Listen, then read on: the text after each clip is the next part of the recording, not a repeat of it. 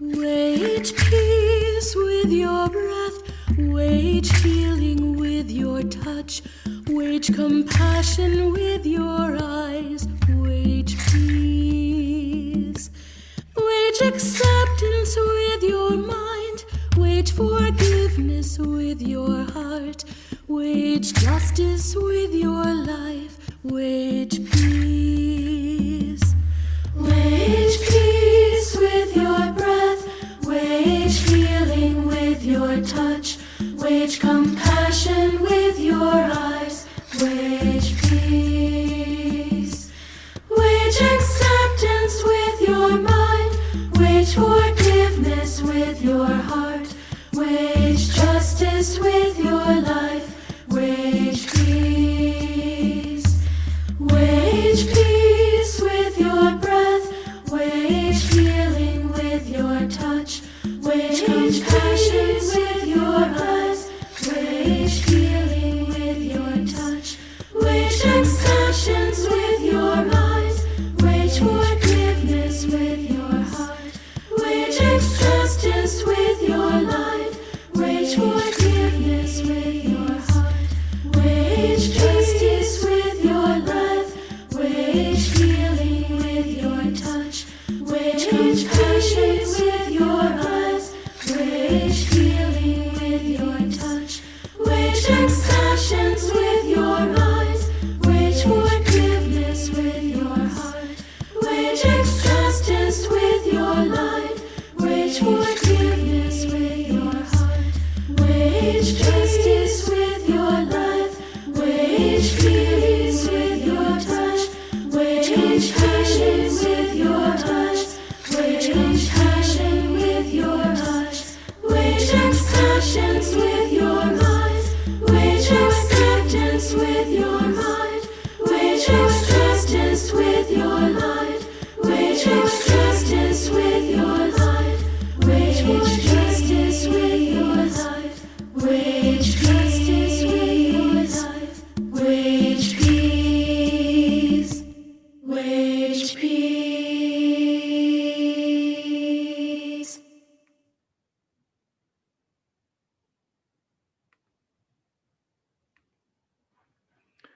Thank you for joining us again today as we continue our reflections on peace and nonviolence in connection with the International Day of Peace. We're so excited that you're with us again today as we continue our conversations looking at peace and nonviolence in connection to the charism of the Sisters of St. Joseph and Consociates and our faith. If you want peace, work for justice. Right now, at this time, more than ever, with everything going on in our world and our local communities, what do we need right now? The Church reminds us in Vatican II that solidarity of the Church with the whole human family is what we need. Today's conversation with Rita Quigley, we'll take a look at Rita's reflection on peace and nonviolence.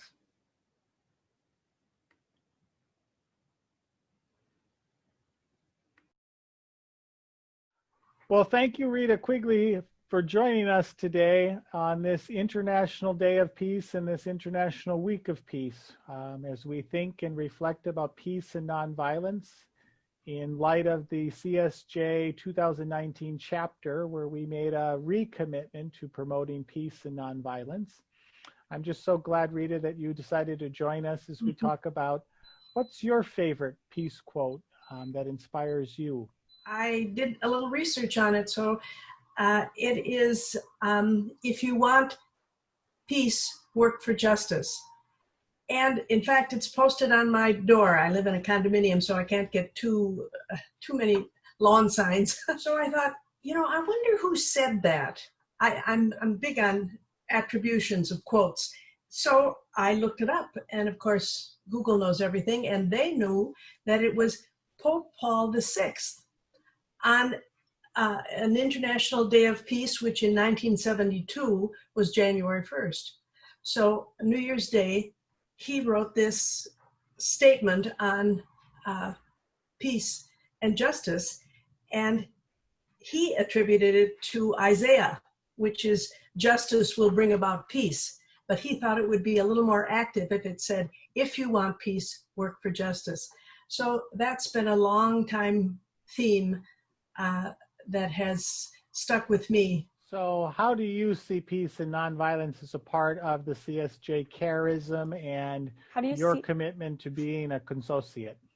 That's the only way we can love neighbor without distinction, is by working for peace in our hearts and in our neighborhoods and in our world. And that's the only way we'll bring about a just world, is by working for peace.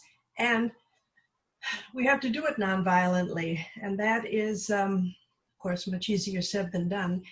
And I feel as if with the CSJ commitment now to examining our white privilege, that I have gone back to school like in no other way. Like back when I was being taught by the Sisters of St. Joseph in high school, I have been reading and committing myself every day to learn something that's not pleasant about myself and the way I've looked at the world.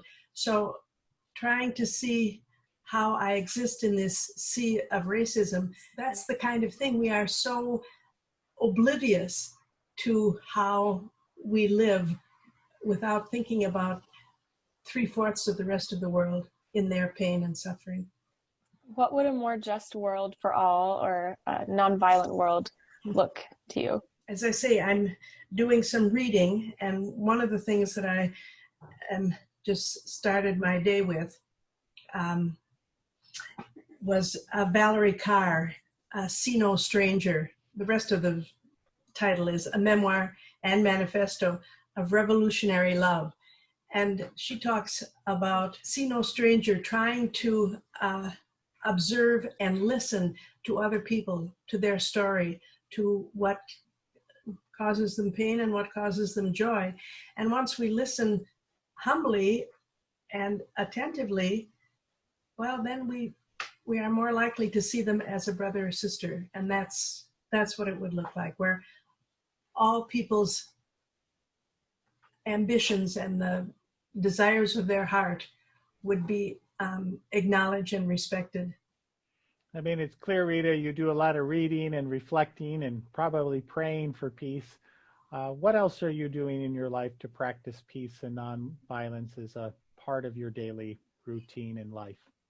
You know, I have the luxury of time and a Social Security check every month, which allows me much more personal space and peace than a lot of the rest of the world. So I guess just trying to make my my interactions authentic and come from my heart. And you know, I live in a condominium, and that's a community of people. We're all very different. If you can imagine, there's some people in my building that don't like dogs. I mean, cannot. But then I find out she's allergic to dogs. Well, okay, that puts a whole different picture on it. So learning to live in community, and that's of course why I re-upped with the consortiums to join with the Sisters of St. Joseph in community, and that's what changes me. That's what rubs the edges off. And the same with my faith community. And in that faith community, of course, there are many Sisters of St. Joseph. It's so humbling to know how authentically and consistently they work for peace, from getting up at ungodly hours to go to a Lion Tech to protest, or to go to the bridge in rain and shine, just to speak a word of peace to whomever will listen. And I guess I feel like a novice in that crowd, but I've tailed along behind them because I'm a youngest child, and I want to be part of the group. So that's where I've tried to learn from my elders and my betters. how to live peacefully. Well, thanks, Rita, for sharing today. I mean, it's clear that we can't promote peace and nonviolence without community. As I told you, I was kind of taken aback by those questions, and I thought, oh, I don't know if I can answer those. I don't know if I have answers to those questions. But the thing that came to me that has been, well, with me since 1965, I guess it came out, is the preface to the Pastoral Constitution on the Church in the Modern World. I cannot read this sentence without getting all verklempt. I mean, it still raises the fire in my heart about what we need to be about. Solidarity of the church with the whole human family. And it just, the joys and hopes, the grief and anguish of the people of our time, especially those who are poor or afflicted, are the joys and hopes, the grief and anguish of the followers of Christ as well. And by God, we need it now. Oh, we need it so badly. Absolutely. Well, thank you, Rita, for being an inspiration today for us to think, reflect, and act on peace and nonviolence in our times, because you're right, we need it now more than ever. More than ever.